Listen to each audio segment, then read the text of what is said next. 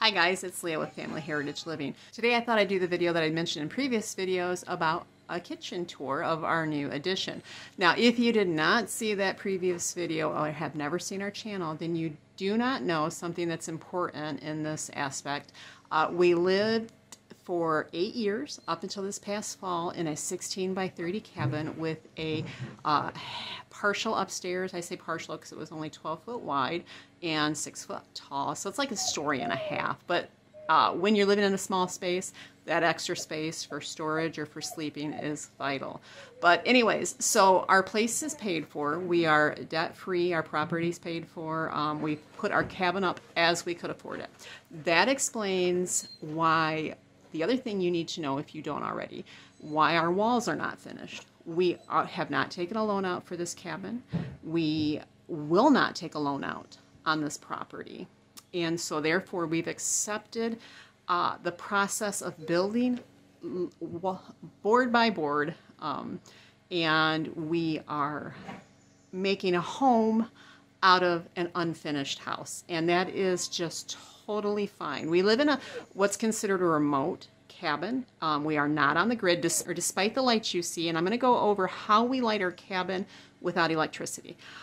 Being off grid, just a disclaimer here, because a lot of people go, oh, you're not off grid, you have a light. Being off grid means not being hooked up to the electrical grid. All right, so it can be solar, it can be battery operated, it can even be generator, and you're still considered off grid. So that's just a little piece of information there. But in the next video, pay attention as we walk through here at our lighting, and I will tell you how we light without electricity.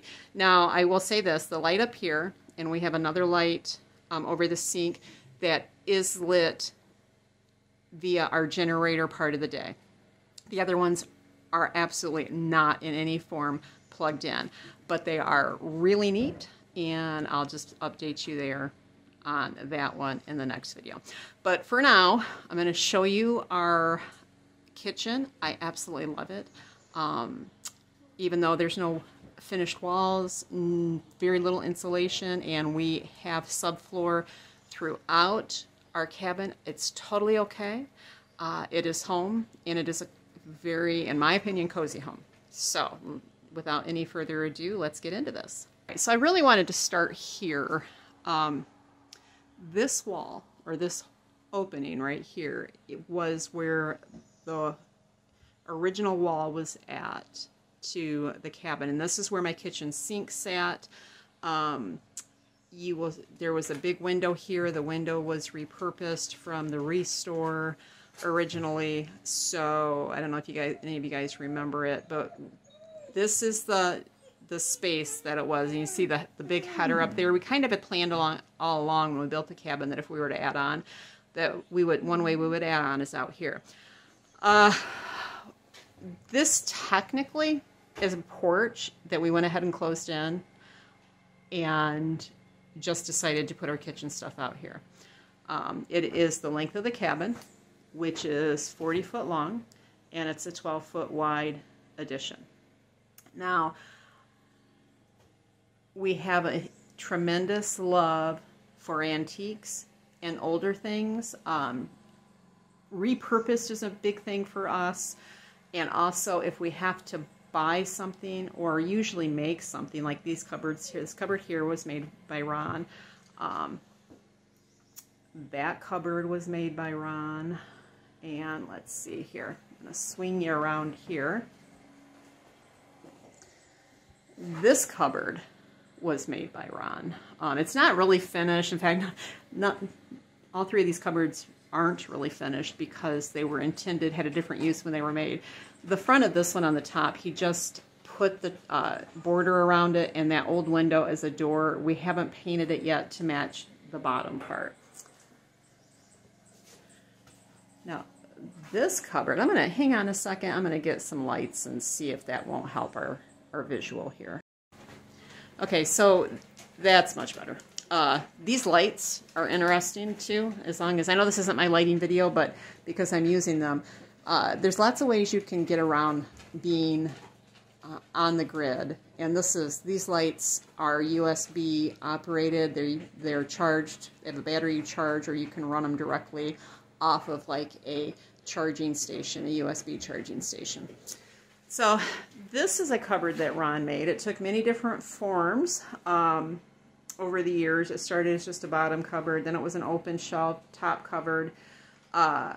We've painted it this orange. Not sure I'm too crazy about it. It's been painted this color for several years now, and it is a colonial cupboard color, but it doesn't do a lot for me. But I'm just gonna keep living with it for a while. I think the problem I have is my Fiestaware colors up there.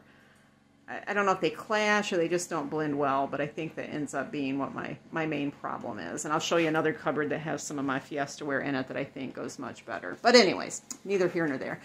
Many of you have mentioned my Fiestaware collection up here, and it is a Fiestaware collection. It's all one color. Most people don't do all one color of this. They like the multicolor. I wanted something that looked older. I wanted something that was not lead, that I knew would not be lead finished or have lead in the finish, the glaze. And I wanted something that I knew I wouldn't get tired of over the years. A lot of people will change out their dishes over the years, and it ends up costing a lot more than you would want, or you don't know what the finish is. But I had a long-term goal on this, and I've been collecting this for like 18 years, usually as a Christmas gift or a birthday gift or something. I think that's one of the things I like about being able to, you know, get a vision and moving in that direction so that you're not kind of wavering back and forth. And it's one of the things that I've used in making our home is we find something, even if it costs a little bit more, be patient about getting it, and having that end goal and being satisfied, not worrying about what new decor is coming through. And I know it's a struggle for some, but for me this was just pretty simple. Now, all right, so here's the rest of it, and this is a different color cupboard, obviously, colonial color still, one that Ron made. This too has been the purpose for this cupboard was totally different than what it's meant for, so it's not completely finished. The bottom of this was actually a table, and then we decided to use it for storage for buckets, so we put the front on it. And this cupboard on the side there was up against the wall when we painted it. You can see the difference here.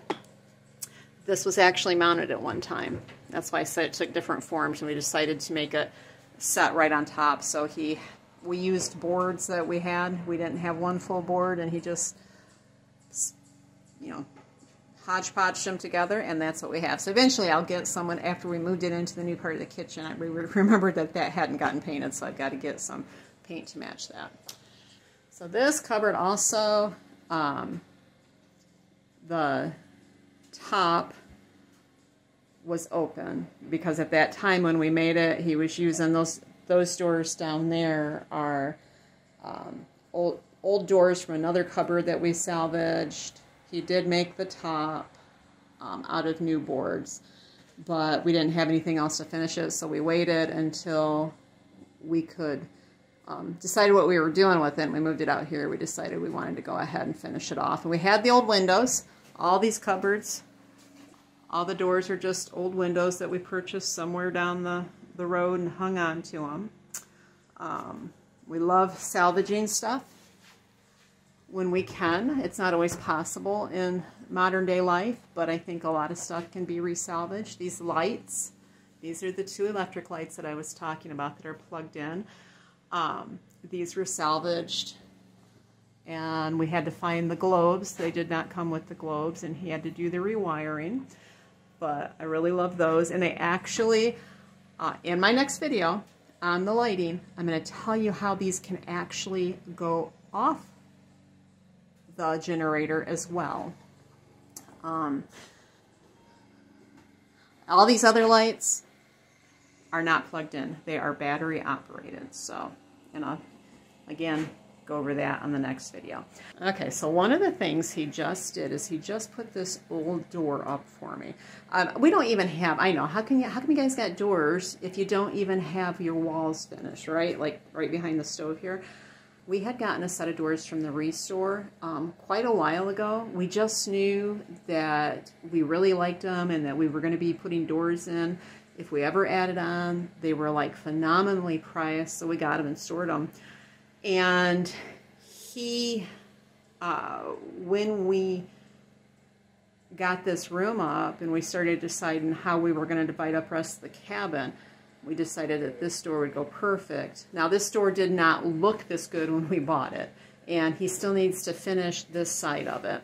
But it is from the late 1800s, early 1900s, the original etched glass. And I don't know if you can see here, but it's got a complete crack across from side to side. We have a piece of tape on it right now just so we don't, nobody gets cut, and to give it a little extra support. But we are going to put some of the glass film on it that's for safety to keep your glass from breaking.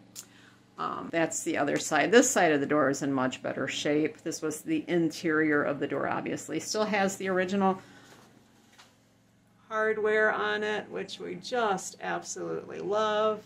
It's very ornate, very, very neat in our opinion. So love that. So when you're standing at the old wall where the old window was at, if you walk into the kitchen and you turn to the left, because our kitchen is so long, that's where the stove, the wood stove, is at. Then if you turn to the right, that's where the gas stove is at. And I really like the setup. We originally were going to put the wood stove behind those doors, but for whatever reason, it wasn't working out for us in our minds, and we ended up choosing to go down there, and I do love that, the whole setup that way. So someone noticed the butcher block, which indeed took a lot of work, and hopefully I'll remember to put some old footage in here, but it needed a lot of TLC, and the legs obviously are just 2x4s somebody put together. To replace the legs is a little bit more expensive than we are able to do at the time. But somewhere down the road, we'd like to get the correct legs for the butcher block. Now, those doors down there were also from the Restore. They were so grody. I mean, I don't know. They were just covered in dirt. And I'm estimating those two, turn of the last century into the teens, some industrial door. Heavy mining area up here. It was probably in some type of building. But they're gorgeous. They go the whole height to the ceiling. We decided not to cut any of them off. It just really has a statement. It works well for me for that room back there. We are calling it our cold pantry because that's where our ice box is setting, and it will help to keep the ice box at the right temperature when the weather cools down, not having to compete against the stove. Because they have been close before, and it does take some doing. Our I think it's a 1929 Magic Chef stove. Absolutely love that. Our two cellars, both needed to be redone when we got them. The one down there has a few issues, but for the most part is in pretty good shape. Somebody somewhere down the road had redone the drawers. They're not quite right. Neither are the handles for the period, but they work. Not going to worry about it. This one here sits up. Ron built a shelf for that to sit it off of the top so I could have more counter space, because somebody on this one had gutted that top, so it didn't even have the support in it that you could use it, and it doesn't have the rollers out to where I can pull it. Like this one over here, I can pull this one out, where this one didn't do that. So he went ahead and put it on the shelf, or on a shelf that he built. The look for me is okay. It's not you know, great, but it works. I've got more counter space. And I actually found some tack paper that looks to be the similar color on the internet that someday we might get and cover that up. Someday he hopes to finish the top, and then we'll set the enamel top, and then we can set the wood top back down on the brackets. But for now, it all works well. So behind these doors, now you probably don't notice it too much on these doors. They're not the same size. The windows on the right are smaller than the windows on the left. Ron suspects that it was actually supposed to be a larger set, maybe a set of 3 or 4 from the original building, and that was probably a stationary door. But we went ahead and used it, and with them up, I can barely tell the difference. It had one pane missing, which worked fine for me. So this is our pantry area. There's our icebox, and we don't have it set up yet because we're waiting to insulate behind it before winter strikes. But inside that icebox, and we did a video on this several years ago, he cut out a hole, and then he cut a hole through the wall and made a wood sleeve, and then we put a screen, like a dryer vent or a upstairs vent, on the outside. And inside, we have a cork door, so we can adjust the temperature if we want it freezing in there, if we want it, you know, a little warmer. And we can usually use the icebox for about 7 months out of the year, which works really well.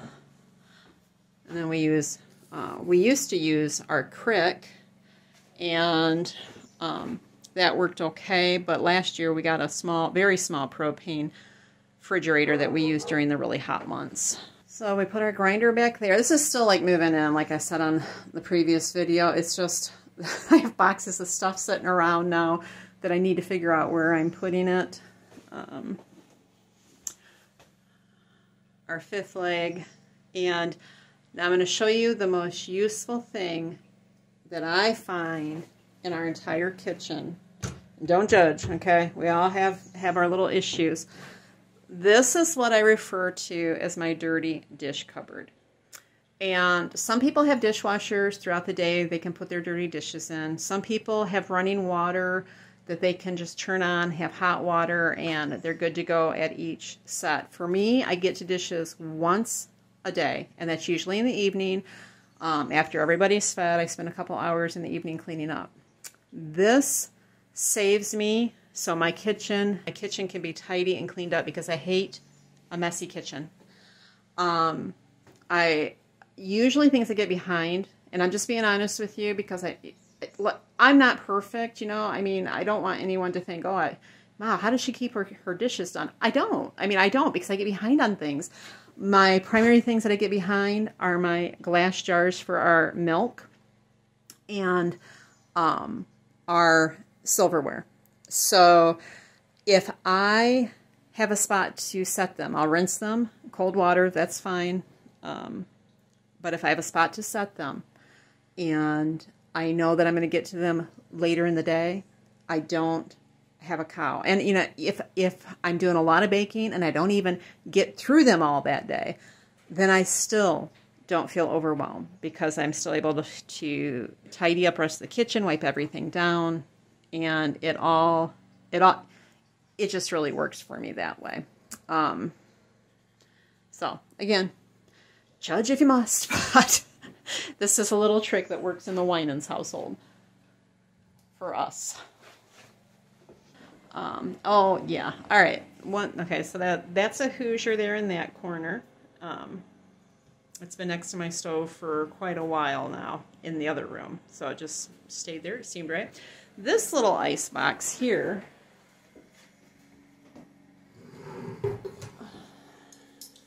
we used to use before we got the big ice box.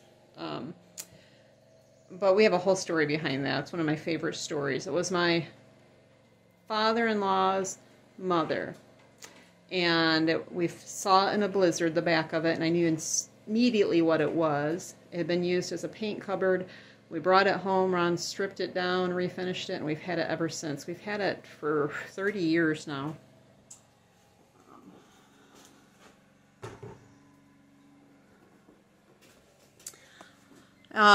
This refrigerator I fell in love with and use it as a cupboard space. I do have some old ads up here. I thought that was kind of neat to go along with the refrigerator. The one on the left is actually an original ad. The one on the right is just a photocopy.